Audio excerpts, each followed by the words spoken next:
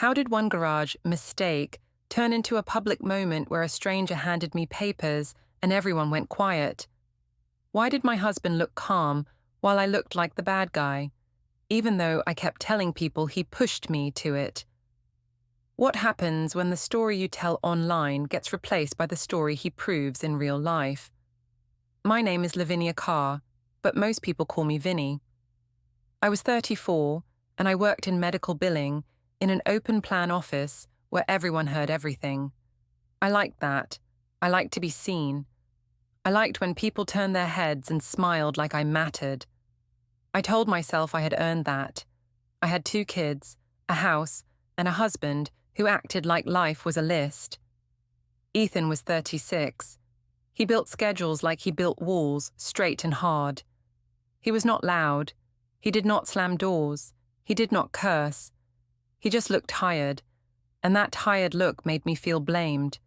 When he came home, he went right to the kitchen, washed his hands, and started dinner like a machine.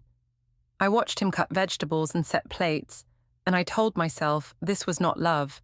It was duty. I told myself duty was what men gave when they stopped wanting you. That night, he cooked chicken and rice. He asked how my day was. I said it was fine, but I kept my eyes on my phone. He asked why I looked upset. I said I was not upset, but I also said he never noticed me anymore. He asked what he could do. I said he should already know. He asked if I wanted to go out this weekend. I said he only offered things when I complained, like I was a problem he needed to fix. He got quiet and kept stirring the pan. The kitchen light was bright, and I hated how calm he looked. I told myself I was the only one carrying the emotional weight. Ethan paid bills on time and fixed things before they broke. He packed lunches for the kids when I forgot. He remembered school spirit days. He made our life smooth, like a clean table. But I did not want smooth. Smooth felt like empty. I wanted heat. I wanted proof. The next morning, I went to the gym early. I told Ethan I wanted to get healthy, and I said it in a proud voice so he would clap for me. He nodded and said he was happy for me. That was the problem. He was always reasonable. Reasonable made it hard to win. I wanted him to be jealous. I wanted him to fight for me. I told myself that a man who loved you would panic at the idea of losing you. Brock Delaney was my personal trainer. He was 29. He had that fast smile that made people think they were special. He talked like the room belonged to him. He watched me lift weights and said I was strong. He said I had discipline, and he said most women did not. I liked hearing that more than I should have. When I told him I was married, he said he respected marriage, but he also said some husbands stopped trying. He asked if my husband still looked at me the same way. I said Ethan was a good man, but I also said he had become boring. Brock said boring was a choice. After my session, my legs shook, and I felt light in my chest. Brock told me I had changed a lot in 3 months. He said I carried myself differently now. I said it was because I was finally doing something for me. He said I deserved to feel seen every day. I told myself he was only being supportive. I told myself it was normal. I told myself I was not doing anything wrong by enjoying attention. At home, Ethan was at the counter making sandwiches for the kids. Milo was 8 and Noah was 5. They argued about who got the blue cup, and Ethan solved it in 10 seconds. I walked in with my gym bag, and I waited for him to look impressed. He asked if I wanted coffee. I said no. Then I said he never even asked how training was. He said he thought I liked to keep it private. I said he was making excuses. He asked if I wanted to talk later. I said he only said later because he did not want to deal with me. I saw his phone on the counter. A calendar reminder popped up with a place name and a time, something like downtown 10:15 a.m. It was just a small banner on his screen. He turned it face down right after, like it was nothing. I told myself he was hiding something. I told myself men always hid something. That thought made me feel powerful, like I had a reason to be angry first. If I was angry first, then I could not be the bad one. On the drive to work, I rehearsed my story in my head. I did that often. I thought about what I would say if someone asked if I was happy. I thought about how to sound like a woman who was trying, not a woman who was restless. I wanted people to look at me and say Ethan was lucky, not the other way around. In the office, I sat with Marisol King and my friend Cassidy Nguyen. Marisol was 32 and loved drama like it was a hobby. Cassidy was 33 and acted like rules were a joke made by sad people. They asked how married life was. I laughed and said Ethan was in his grandpa era. Cassidy asked if I still felt wanted. I said I did not, and I said it like a brave confession. They both reacted right away, like I had given them a gift. Marisol said men got comfortable and lazy. Cassidy said I should stop shrinking myself to fit a dull marriage. I said I was tired of being the only one who tried. I said Ethan was always tracking money and tracking time. I made it sound like he was watching me, not like he was managing a house. Cassidy asked if he was controlling. I hesitated just long enough to look careful, then I said sometimes he made me feel trapped. That was not fully true, but it sounded true enough. It made my chest warm. It made me the main character. At lunch, I checked my phone and saw a message from Brock. It was short, friendly, and it made me smile before I could stop myself. I turned my screen away fast when Marisol looked over. I told myself I was allowed to have privacy. I told myself Ethan did not own my attention. That evening, Ethan met me in the driveway when I came home. He asked if I could be home earlier tomorrow because he had a long day planned. I asked what he meant. He said he had a personal meeting and needed to coordinate pickup. He said it calmly, like it was nothing. I said he was being vague. He asked why everything sounded like an accusation to me. I said because he always acted like the responsible one, and it made me look careless. He said he did not think that. I said he did, and I said he just did not say it out loud. Inside, he started dinner again.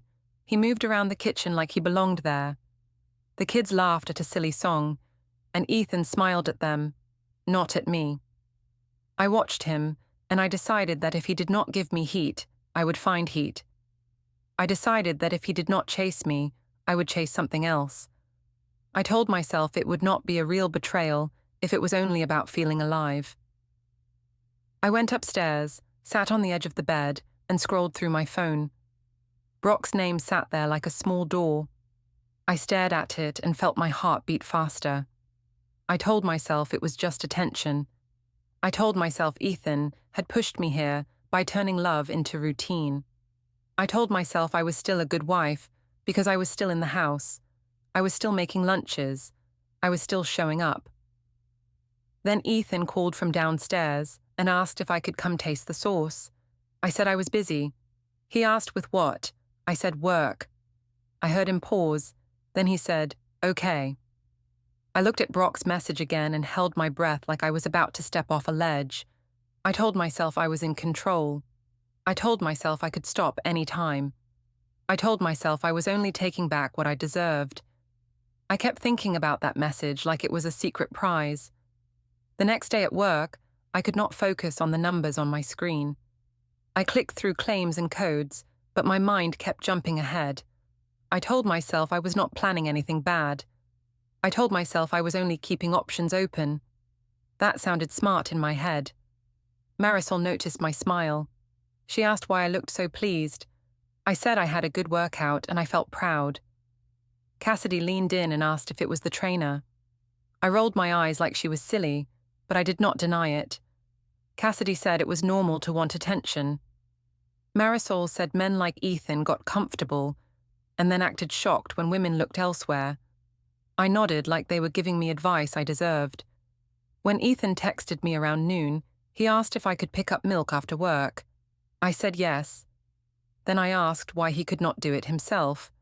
He replied with a simple, okay, and a thumbs-up emoji. That made me mad. I wanted him to argue. I wanted him to say I was being unfair. I wanted proof he still cared. A calm emoji felt like a closed door. At the gym after work, Brock greeted me like he had been waiting all day.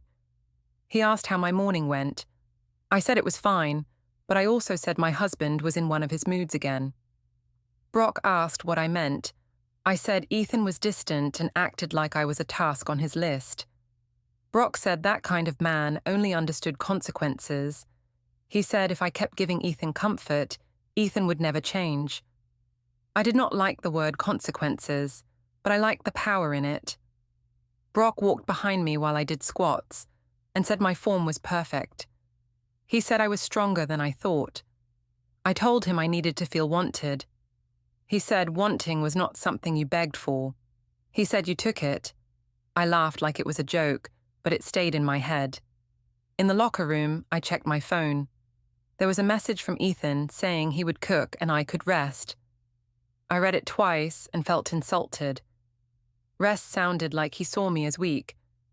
Rest sounded like he did not need me. I told myself he was acting nice to avoid real talk. When I got home, the house smelled like onions and garlic. Ethan was already in the kitchen. He was wearing the same old apron with a stain near the pocket. Milo was at the table drawing, and Noah was pushing toy cars along the floor.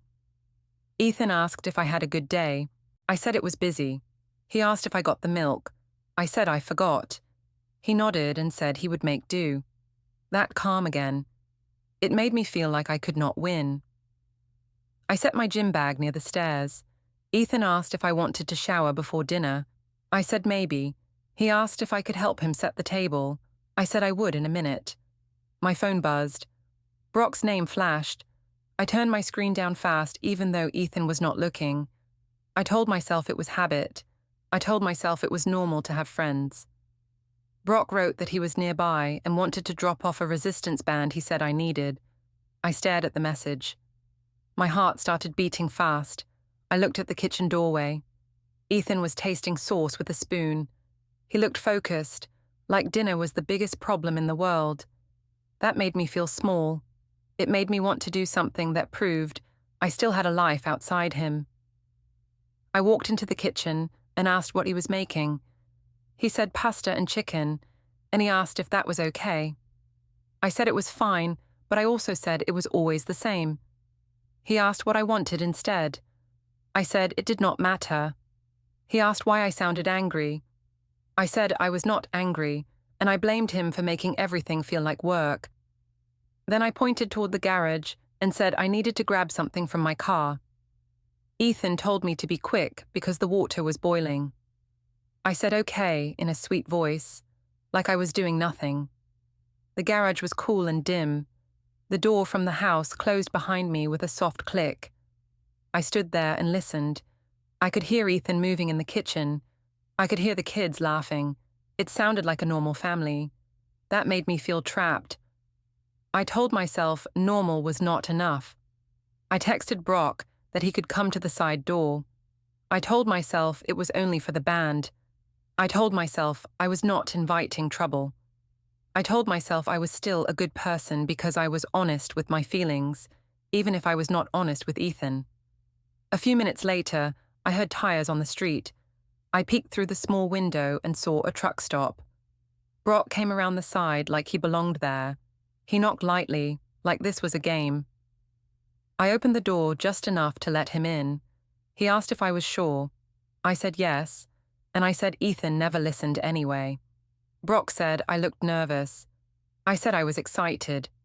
He stepped closer, and I could smell his cologne mixed with gym soap. My brain went quiet in a way that felt like relief. I will not describe what happened.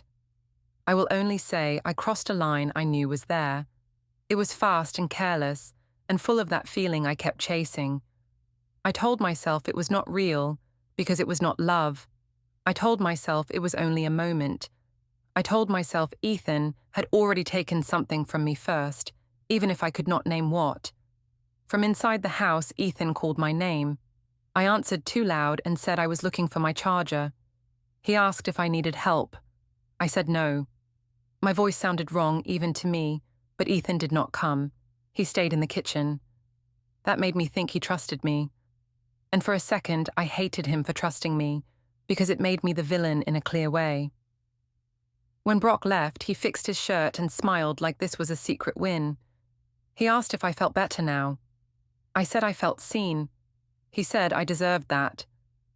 Then he told me to delete messages, just to be safe. I asked why he was worried. He said husbands always check phones. I said Ethan was not that type, but I still felt a cold pinch in my stomach. I walked back into the kitchen like nothing happened. Ethan handed me a plate and asked me to taste the sauce now. I tasted it and said it needed more salt. He smiled a little and added salt without arguing. The kids ate and talked about school. I tried to laugh at the right times. My hands shook under the table, so I held my fork tight. After dinner, Ethan cleaned the dishes. I sat on the couch and scrolled through my phone like I always did. He asked if I wanted to watch a show. I said I was tired. He asked if the gym had been hard. I said yes, and I said it like a complaint so he would feel guilty. He said I should rest then. That calm again. Later, when the kids were in bed, I went upstairs first. I heard Ethan moving around downstairs. I heard a printer sound for a second, then nothing. When he came up, there was a faint smell in the hallway, like toner or warm plastic. He walked past me and put his phone on the nightstand face down. I asked what he printed. He said it was work stuff. I said he never talked about work anymore. He said he did not want to bring stress home. I said the stress was already here. He asked if something was going on with me. I said no. Then I asked why he was acting suspicious. He looked at me for a long time, like he was measuring something. He said he was not suspicious, and he asked me to please stop turning every talk into a fight. I turned my back to him and told myself I was still right. I told myself he was the reason I felt lonely. I told myself one mistake did not erase all the ways he failed me first. And even as I said that in my head, my phone lit up with another message from Brock, and I felt my stomach drop like I was standing on the edge of something I could not climb back from. The next morning, I woke up before Ethan. My phone was under my pillow, like a secret I could not stop touching. Brock had written that I looked alive last night, and that he liked being the reason. I stared at the words until they felt normal. Then I deleted the message, like deleting could make it clean. In the kitchen, Ethan had already started coffee. He had his mug on the far side of the counter, and he placed a second mug near the sink, like he did not want our hands to touch by accident. He asked if I slept okay. I said I slept fine. He asked if I felt better today. I said I felt good, and I said it with a sharp smile, like I was daring him to question it. He asked if I wanted to take the kids to school, or if he should. I said he should, because I had a lot at work. He nodded and said, okay. He did not ask why. That should have made me happy, but it made me itch. I wanted him to need me. I wanted him to pull me back in. At work, I sat down and opened my screens. Numbers, dates, codes. The normal life. Then Cassidy messaged me and asked if I wanted to go out tonight. She said there was a rooftop bar downtown, and the whole crew would be there. I told her yes right away. I told myself I deserved a fun night. I told myself Ethan would never plan anything like that. Marisol rolled her chair over and asked why I looked excited. I said I was going out. She asked if Ethan was coming. I said no, and I made a face like it was his fault. Marisol said men like that always acted like they were above fun. Cassidy added that if Ethan did not make me feel wanted, then I had to find my own joy. I laughed and said I had been finding it. That afternoon, Ethan texted again and asked if I could pick up Noah from aftercare. I said I could not, because I had work late. He replied with a short message saying he would handle it. He did not argue. He did not ask for details. He just handled it. I stared at his calm words and felt offended, like he was refusing to play the role I gave him. On the train home, I checked our shared calendar. There was a recurring block on Ethan's side that only said meeting personal. No details. It annoyed me. I told myself he was hiding something. I told myself that meant we were even now. That thought made me breathe easier. That evening, Ethan was already home with the kids. He had made simple food and set it out like he was feeding a team. He asked if I would be home for dinner. I said I would eat later. He asked where I was going. I said out with friends. He asked if it was planned. I said yes, and I asked why he needed to know. He said he needed to know for bedtime routines. I said he used routines as an excuse to watch me. He did not raise his voice. He only said he was trying to keep life stable for Mila and Noah. That word, stable, sounded like a cage to me. I said I was not his child, and he could not control me. He asked if I wanted him to come too, as a couple. I said he would kill the mood. He nodded once, like he had heard that before. At the rooftop bar, the air was cold and the lights were warm. Music played loud enough that people had to lean close to talk. Cassidy greeted me like I was a celebrity. Drew was there too, and a few co-workers I knew from the office. Cassidy asked if Ethan was still acting like a hall monitor. I laughed and said yes. I said he treated me like I needed permission to breathe. Drew asked if things were okay at home. I said they were fine, but I also said Ethan was cold. I said he turned everything into a schedule and forgot I was a person. Cassidy raised her glass and said I deserved better than a roommate. Everyone laughed in that way. People laugh when they want to belong. Cassidy took a photo of me with the city behind me. She told me to pose like I was free. I did. She posted it and tagged me. Then she posted a second story with a caption about escaping control. I saw it and felt a rush, like I had just won something. I told myself this was my truth. When I got home later, Ethan was on the couch with a blanket. He was not asleep. He asked if I had fun. I said yes. He asked if I drank. I said a little and I asked why he cared. He said he was only checking.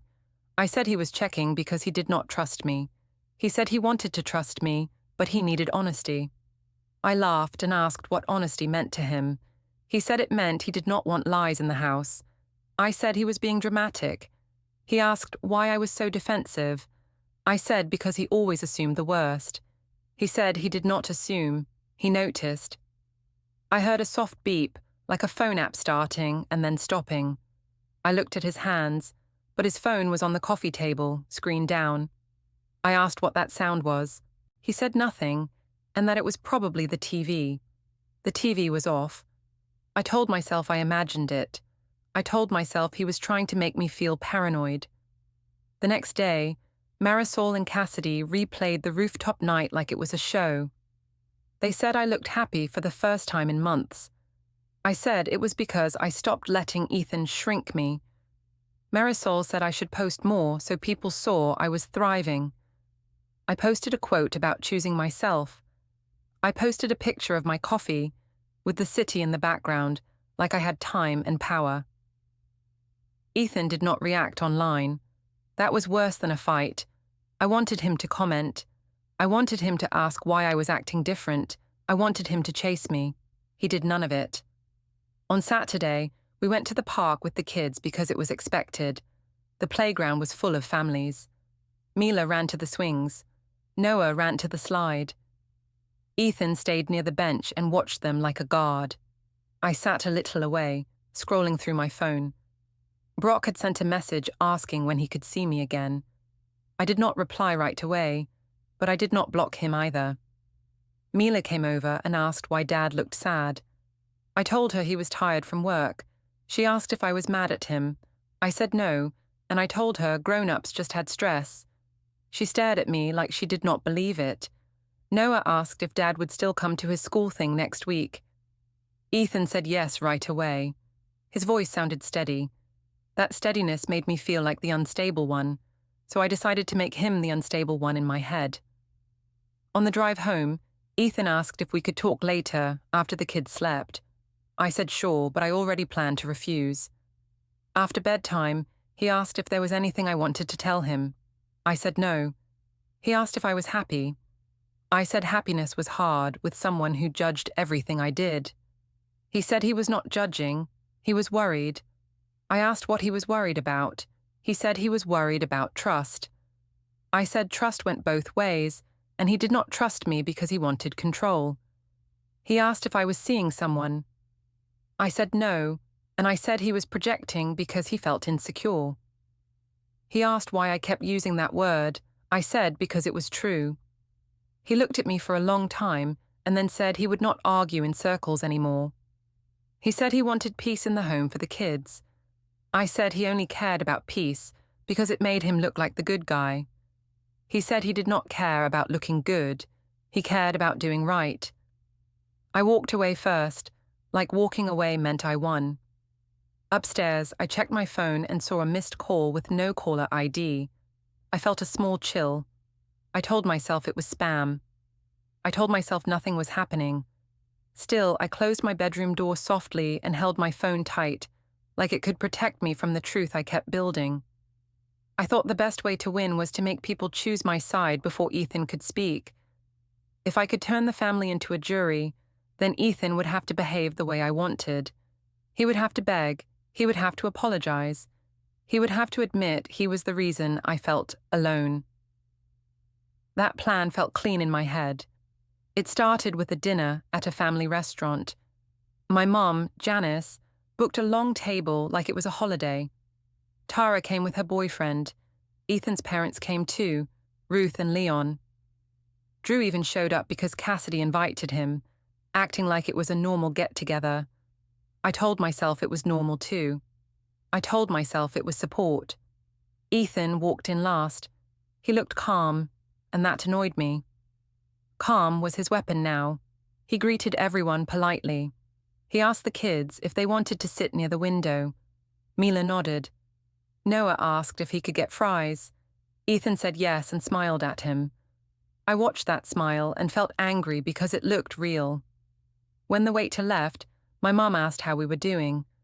I took a deep breath like I was brave. I said marriage was hard when one person stopped trying. Ethan asked what I meant. I said I meant he treated me like a schedule. He said he did not understand why I was saying this here. I said because he refused to talk at home. Ruth asked what we needed. I said I needed Ethan to stop acting controlling. Ethan asked what I thought he controlled. I said he watched my time, my money, my friends. He said he only asked normal questions. I said normal questions felt like accusations. Tara asked if Ethan had ever yelled. I said he did not need to yell to make someone feel small. My words were smooth.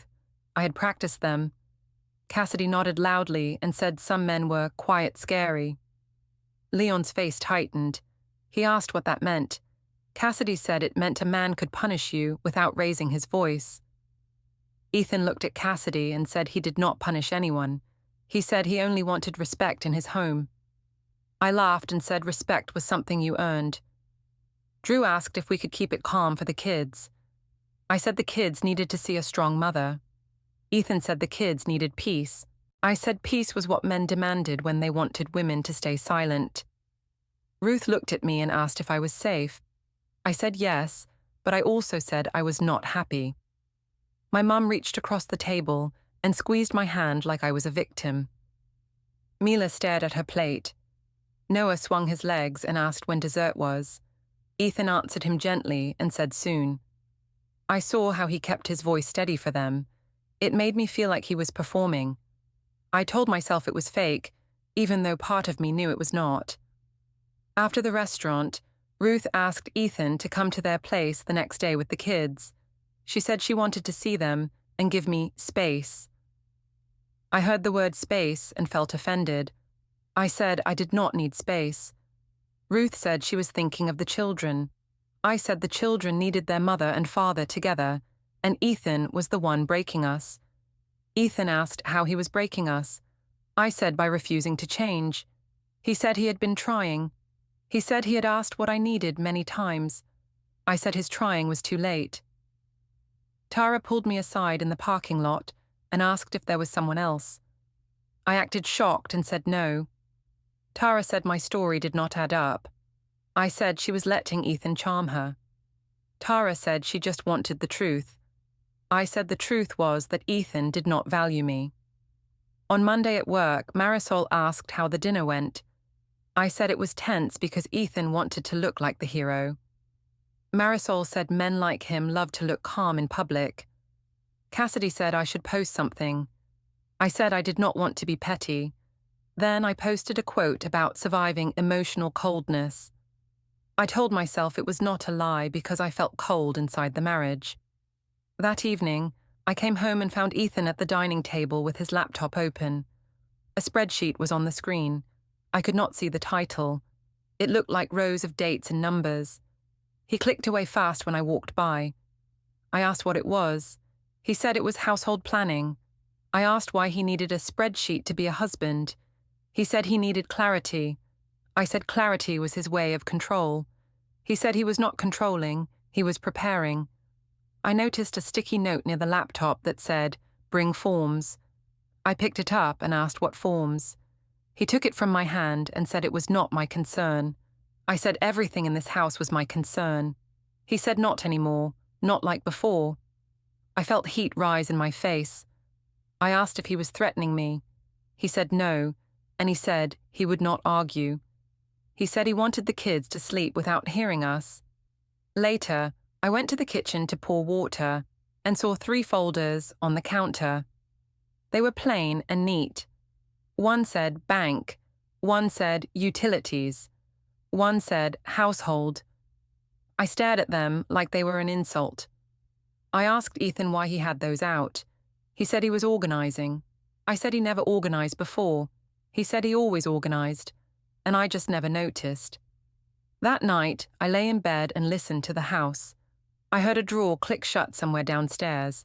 I heard a small hum, like a shredder running for a short moment, then stopping. I told myself he was being dramatic. I told myself he was trying to scare me into obedience. Still, I could not sleep. The next day, I took the kids to school on purpose, so Ethan could not feel needed. In the pickup line later, Ethan was there anyway. He had come early. He was sitting in the car with the engine off, just waiting. I walked up and asked why he was there. He said he wanted to be consistent. I asked if he thought I was not consistent. He said he did not say that. I said he implied it. He said he was not fighting. When we got home, Ruth called me. She asked if I could meet her for coffee. I said yes because I wanted a witness. At the cafe, Ruth spoke softly. She said she loved me as the mother of her grandkids, but she could not support lies. I asked what lies. She said she did not know yet, but she said she could feel something was wrong. I told her Ethan was making me look crazy. Ruth said Ethan did not talk like that. She said he only talked about the kids and stability. I told her Ethan was trying to turn everyone against me. Ruth said no one needed to be turned against me, and that scared me more than if she had yelled. She asked me one simple question. She asked if I had been faithful. I smiled and said that was a private question. Ruth said private choices still had public results when children were involved. I left the cafe angry, but also shaky. When I got back to the house, Ethan was in the garage with the door half open. The car was pointed toward the street, like it had been moved. He was wiping the dashboard with a cloth. I asked why he was cleaning the car. He said he was keeping things in order. I asked for what? He looked at me and said he was keeping life safe and clear. My phone buzzed with another message from Brock. I did not open it. I just held the phone tighter. Ethan glanced at my hand, then looked away. He did not ask anything. He did not accuse. He just went back to wiping the dash like I was not even a problem worth reacting to. That silence felt like the start of something I could not talk my way out of. I thought I could fix this by pushing Ethan back into his old role. If he got emotional, I could point and say he was the problem. If he stayed calm, I felt like I was losing without even playing. For 2 days, he moved through the house like a careful guest. His mug stayed on the left side of the counter, mine on the right. He packed the kids' bags the same way every morning, like a routine could hold the walls up. He did not touch me. He did not ask for affection. He did not even ask where I was going, unless it was about pickup times. On Tuesday, I tried a new tactic. I cooked dinner first. I made it his favorite, even though I had not made it in months. When he came in, he looked surprised. He asked what the occasion was. I said there was no occasion and that I just wanted to be nice. He thanked me and started washing his hands, like nice was normal and did not change anything. At the table, I leaned closer and asked if we could reset. He asked what reset meant. I said it meant he should stop acting like a stranger.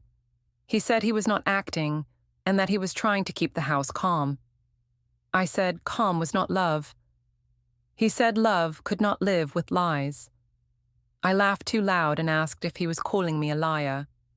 He said he was saying he needed truth in his life. I said he was being dramatic again. He asked why every serious talk turned into a joke with me. I said because I refused to be controlled by fear. He said it was not fear, it was reality. Mila looked up from her plate and asked if we were mad. I said no and I smiled at her. Ethan told her we were just talking. Noah asked if Dad would read tonight. Ethan said yes right away. I felt annoyed that he could be warm with them and cold with me. I told myself he was doing it to punish me. After bedtime, I followed Ethan into the hallway and asked why he stopped trying. He asked what I meant by trying. I said he used to want me. He said wanting could not be forced and that trust mattered. I said trust was a word men used when they wanted women to be small. He said he did not want me small. He wanted me honest. I went to our room and grabbed my phone. I held it up and said he could look if he wanted. I said it like a dare, but my stomach flipped. He looked at the phone and then looked at me. He said he did not want to search my things. He said he wanted me to choose to be truthful.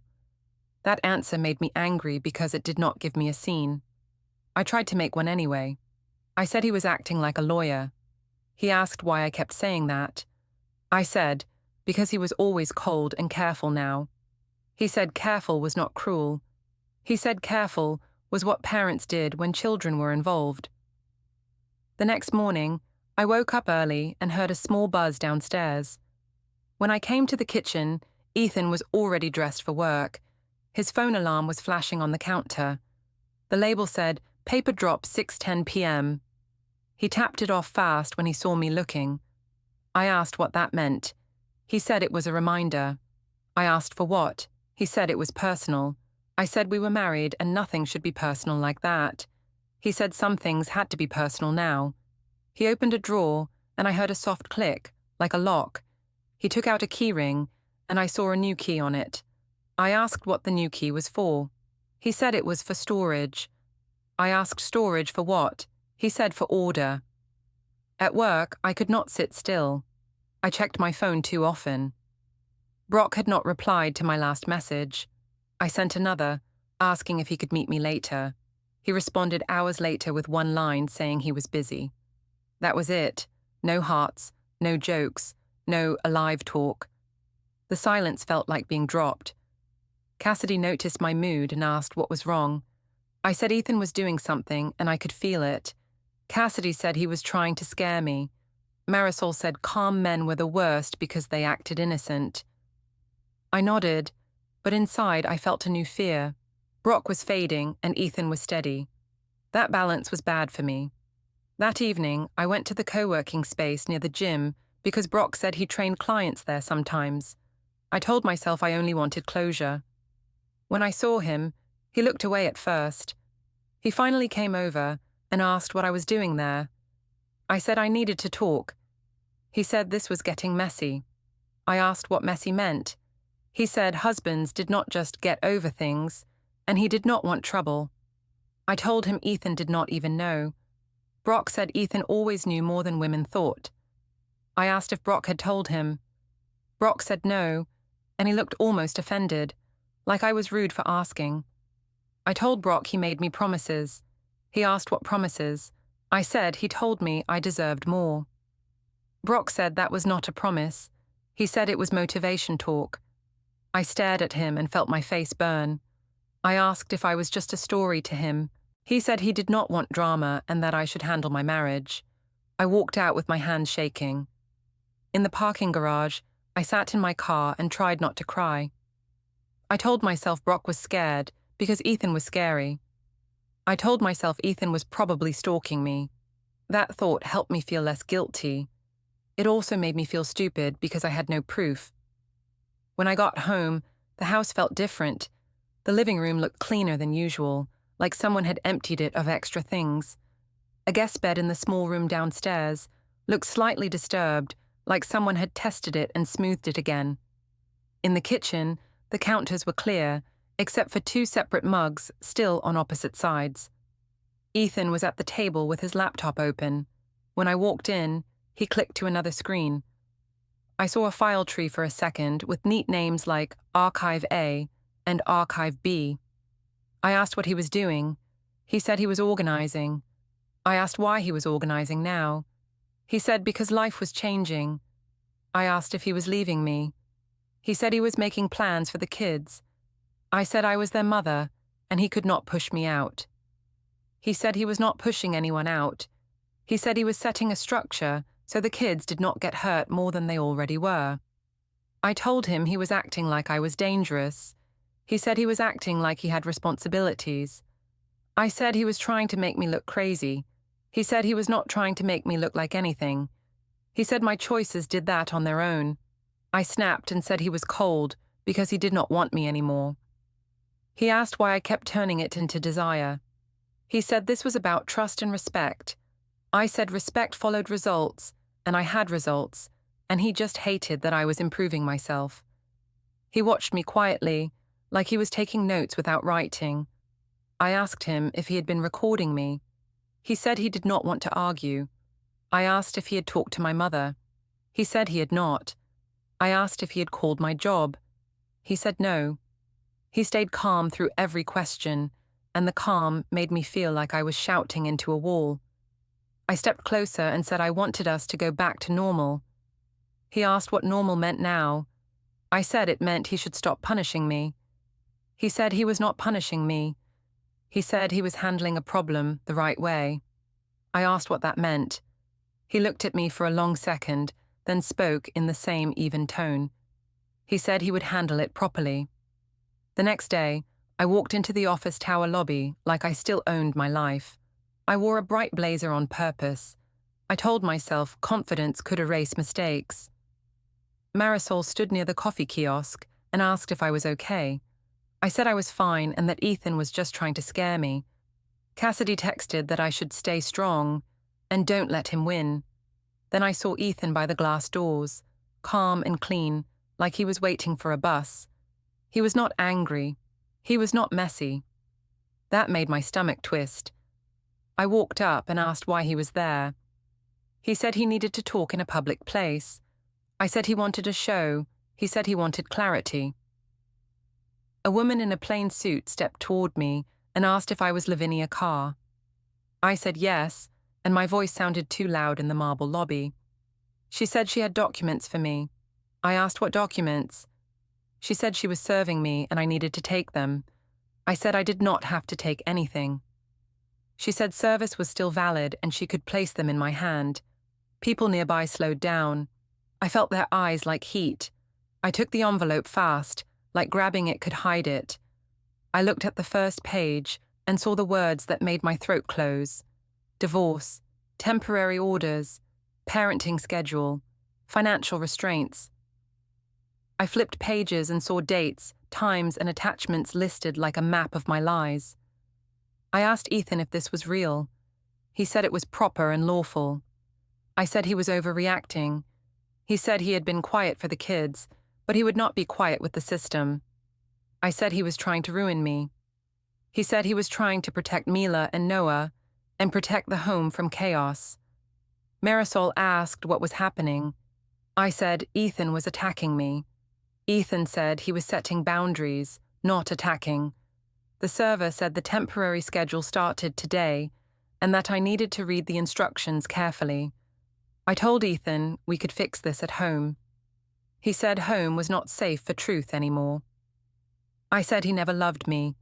He said love did not survive humiliation and betrayal. A building security guard walked closer and asked if we could keep it calm. Ethan nodded and stepped back.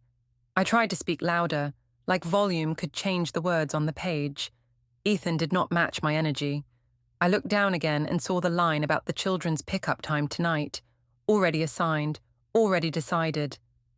The clerk at the nearby service window confirmed the temporary orders were active as filed, and I felt the lobby tilt under my feet.